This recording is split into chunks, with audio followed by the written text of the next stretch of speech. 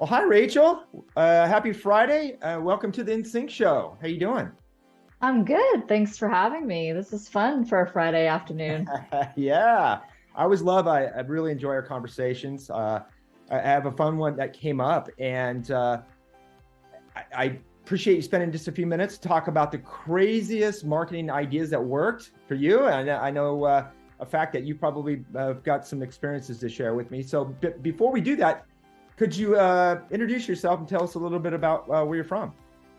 Sure. So, my family owns a hotel called the Sun and Ski Inn and Suites in Stowe, Vermont, and we have 39 hotel rooms and a miniature golf course and an 8-lane boutique bowling alley. Fun. And we're based in, did I say Stowe, Vermont? That's where we're based. Nice. Yeah. Fantastic. So I reached out to you, and I like I said, through our conversations, I know you've experimented over the years on quite a few different things. Could you describe the most craziest marketing idea that actually worked? Yeah, sure. I was thinking about this, and I actually have a question back to you is what do you consider to be something that has worked? That's a good point, because ultimately, I think we always think about, well, does it make the cash register ring ultimately, right? Right. But it could be a variety of different KPIs. It could be, from a vanity metrics. Was the sentiment, were the comments on social media, was it positive? Did it create conversation? So that's a really good point. I think ultimately, did the craziest idea the end result, did it match up with what you thought ultimately, and you gave it a shot just to see if it was viable? Sure. Yeah. Yeah. No, that's helpful. Yeah. So when we opened about 6 years ago, we had done a big hotel expansion, and that's when we opened our boutique bowling lounge. Mm. And it's a very swanky place, and with a restaurant and a bar. And so, I knew that when we opened, I really wanted to drum up a lot of buzz about the place. So we experimented with different kinds of events and, ways to try to bring people in through the door. Especially since even though we were new and we definitely had that honeymoon period, we're a very outdoor culture. Mm-hmm. So getting people to forego going for a hike or doing something else and to come into an indoor space, it takes a little bit extra effort. And so we came up with this idea during I think it was one of the anniversaries of the Big Lebowski film. Right, right. So anybody who knows Big Lebowski, it's a cult following, about partly about a bowling alley. And so we had this event and we played the movie and we asked people, hey, if you want to dress up as one of the characters, we'll have prizes. And of course, we were serving White Russians. And so we just really played up, all of the parts of this cult following film. And we really didn't know what to expect. Would this really bring people into the door and introduce them to our place? And somehow we tapped into some fan group in the area and on Facebook, and they found out about our event. So there started to be some chatter on this Facebook group about the event, and it was a huge success. We had a ton of people come dressed dressed up fully in character as the dude or whatever. Right.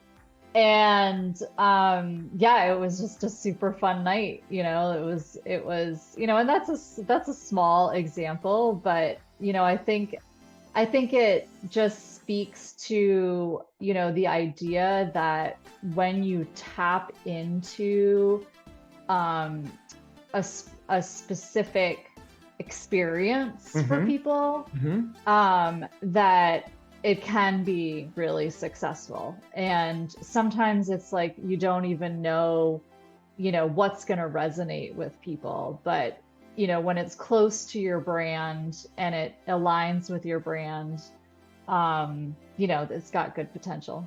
Yeah, and it kind of gets back to that whole concept of a generalist versus being, niche specific, right? Not trying to, when you're a jack of all trades, you're a master of none, right? And I think that can be very, very impactful and useful when you tap into and really play it out into such detail that you really connect on a deep emotional level. In all honesty, I haven't seen that movie. Now that you've kind of just Yeah. got to go check that out. It sounds super, super interesting. So ultimately, when that was done, you see, wow, that did generate some great buzz and some great talk. You kind of got in the sense, hey, this did work. It worked. So how did you kind of measure the success of that?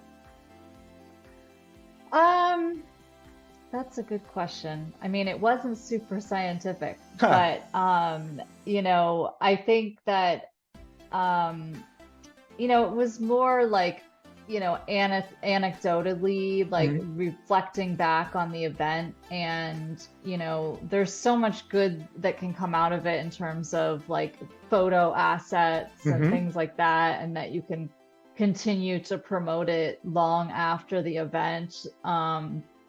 As a fun place to be. And I think what it was really like a springboard for us was that in holding an event like this and seeing how successful that could be, it was also leaning into one of our initial, assumptions was that a really big part of our business would be party business. So that an event like that was a springboard to promote the party business in general. And now, I mean, like we've been able to play that out, and, our party business is parties and groups and, of all kinds, is really where the success of that part of our business comes from. That's interesting that you just mentioned that. That's one of the things that we're trying to vet out with a lot of our salespeople on the group side is exactly what you just described, is that there's thousands of amazing venues throughout the world. But what makes it different and what makes things special is when you can mix in there some team members that can help with the idealization of, you've got a blank slate of the venue. Now how do we concept that? And to be able to bring that particular value as part of the process in helping sell the venue, more of it just a structure, but an overall experience. So right. So do you get a lot of that? Like if somebody reaches out and says, Rachel, we're interested in having a party at Sun and Ski, do you kind of help in the idealization of some of those events? Oh yeah, for sure. I mean, especially now that we have the experience, we can talk about, well, what did other people do, at a bachelorette party. We have huge screens so people can do slideshows, for example, on our screens while they're bowling and partying. We also, and sometimes people don't know all the sort of features of your place. So everyone knows that we play music, but they don't know that we can make customized playlists for their party. So that's kind of, we try to help them, shape and give ideas in that sense, for sure. Gotcha. Have anything that's, we live in this environment now of marketing. There's so many things coming at us, so many influences. And I'm sure from our conversations, we've kicked around a lot of different things. But I'm curious, what have you been kicking around in terms of maybe the next craziest idea or things that you've been brainstorming? Anything that comes to mind you want to share? So yeah, that's a good question. I think one of the things I was thinking about on this topic was that I think that you like a lot of things with marketing is experimentation, right? So, Absolutely. and seeing how it sticks, you know, evaluating it afterwards. Um, and but at the same time, it's also, I think there's also like a kind of lesson that I've learned too, is that when you're trying to be too gimmicky, Hmm. that you can have a lot of failures from gimmicks, Absolutely. and and sometimes like it's more about that, like the consistency of things. So if you were really sticking to your message and just in every time you're putting out that message, you're improving what Hmm. you're putting out there. I think that's kind of how it was for us for the events, right? So in the beginning, we tried a lot of gimmicky events. Hmm. And after a time, like we really stopped doing a lot of them because they just weren't who we were. Right. Like we tried having music events, we tried one night doing karaoke, and those just, we didn't need to do those things because we already had a built-in activity, which was bowling.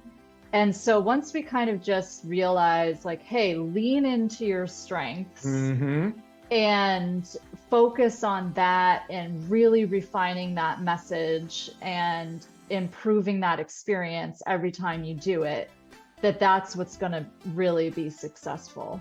That's a really good Um, point. Yeah, because people can smell gimmicks and salesy, and authenticity is so I don't say undervalued now, but I think they're craving for the truth and for honesty, and they've got their antennas are up and they're just expecting something to not be true. So when you deliver on the promise consistently, that you hit a really good point right there for sure. yeah. I mean, I still think that like you always have to be reinventing yourself Oh, and sure. thinking about like what's the next thing. And, I mean, the marketing really should follow from the product Hmm. and experience improvement, right? So You so mean in your that vein, you mean your Stowe experience that we've talked about? Because remember, we were talking about different products and things, but you were really true on your promise of we're authentically Stowe, and we want to reflect that to a right. core. So yes. Right. And also like another part of our experience is that we're very family Mm, activity based, right? We have right. a golf course, we have the bowling alley, we have a pool.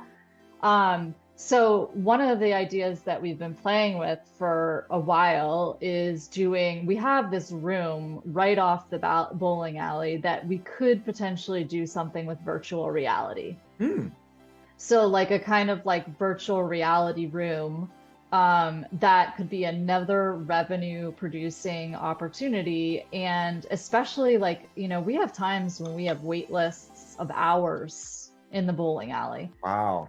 especially during the winter. So if Sure. we had this other activity to offer, that could be like, during your wait time, go do a virtual reality session, like with luxury lounge chairs That's and, awesome. or something like that. Sure. And so then, I mean, that would then really fit in with our overall brand of activities and family friendly things to do. And then, you can just really just kind of expand and grow that marketing message I from love. there. In fact, that kind of gets back to our conversations on how can hoteliers look beyond their four walls and help drive Hmm. ancillary revenue that's not necessarily traditional, right? Between the Yeah. accommodations, food and beverage, spa activities, what are some other things that you can look at? So I love exploring their different ideas, and I think not only are you helping offer an additional amenity, but you're cutting down on that wait time. No one wants to wait anymore, right? Right. So right. Yeah. and I'm sure that people are like, some of them have dropped off after an hour. Like, we don't want to wait any longer. Yeah. Right. So Yeah. I love that thought process. That's great. Yeah. So we'll see. It's, the list is pretty Right. long of projects right now. And I finally feel, since we have some staff, I can kind of start digging into that stuff. But yeah, we'll see what happens. Very cool. Well, I know you're part of a women's leadership group, and you've always had some great, insightful suggestions and insights for us. So what would be some Rachel Vandenberg secret sauce that doesn't even have to be related to hospitality at all that you could share with us? Yeah, sure. Yeah, I mean, I guess, that's a good question. What? That didn't stump you. I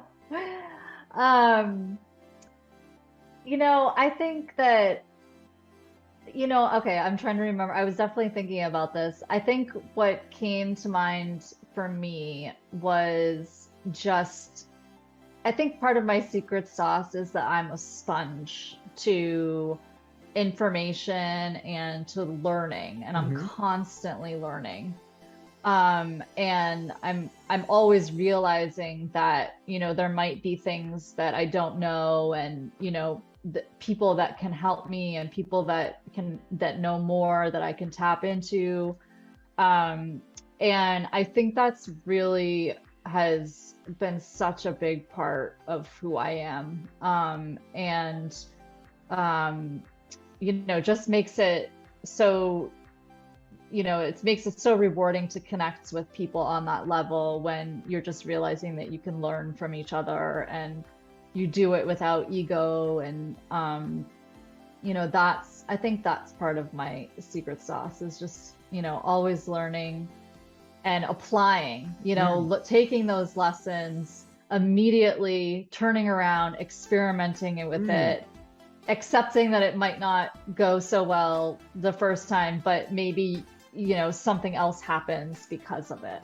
I love your application part, because so many people, including myself, have read so many amazing books. They take it all in, but if you don't apply it, and you had just mentioned you almost instantly apply it. I think that's important, that you carry that momentum, you apply it, and if there's something valuable, you do more of what's working and less of what's not. But you can't even get down that process if you don't at least do something, right? Right. And I talked a little bit about this with one of our colleagues in the industry, that sometimes I spend a little too much money doing those things.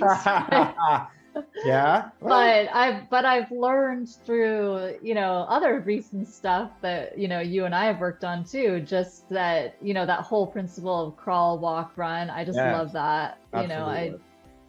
Just taking little steps, and applying the lessons, turning around, trying again. I think that's really valuable. Absolutely. I couldn't agree with you more on that.